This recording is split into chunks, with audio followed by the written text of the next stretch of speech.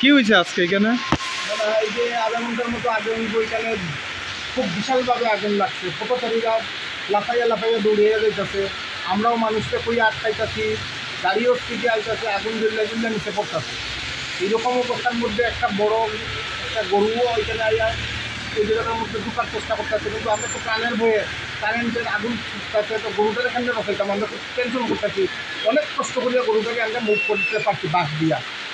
আর এই ট্রান্সফরমারটার যে মেইন দুইটা খুঁটিটার আগা দুটাই ভাঙ্গা, আগা ভাঙ্গা জিল্লা রয়েছে। আমরা একাধিকবার তারাকে দেখাইছি, সরজমিনে দেখাইছি, জিল্লা রয়েছে যে কোনো সময় যদি ভাঙ্গা পড়ে এইলে এই ঘরের উপরে পড়বো, চালে পড়বো, এখানে লোহা আছে, টিন আছে।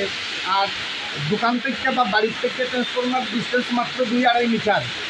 বাড়িতে ছোটো ছোটো বাচ্চারা আছে, দৌড়িয়া বাইর হয়, এটা খুব ডেঞ্জারাস অবস্থায় আছে এবং এটা নিয়ে আমরা খুব চিন্তিত।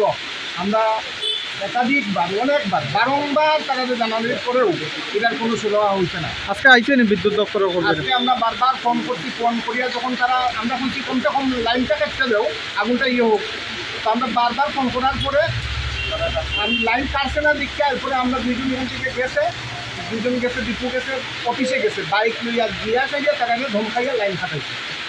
ওখানে আগুন নাই? লাইন কাটার পরেও আরও 15 মিনিট যাবৎ আগুন জ্বলতেছিল। ওই যে কেবল প্লাস্টিকের কেবলগুলো জ্বলিয়ে আগুন করতেছে নিচে। এইরকম সময় তাদের স্টাফেরাও আইসে, গাড়ি নিয়ে ওদিক থেকে আইসে, আমরা আটকাইছি, তারাও দেখতেছে লাইন কাটতে নিয়েছে, তবু আগুন জ্বলিয়া করতেছে নিচে। কি চাইবেন আপনারা? আমরা চাইতেছি এটার একটা সুরাহা হইতো এবং ঘরের একদম 2 মিটার ডিস্টেন্স মাত্র একটা বসত বাড়ি, দোকান বিটা, মানুষের সমাগম, এরকম একটা বিপজ্জনক অবস্থায় ট্রান্সফরমারটা এখান থেকে সরাইলেই ভালো হয় আর কি।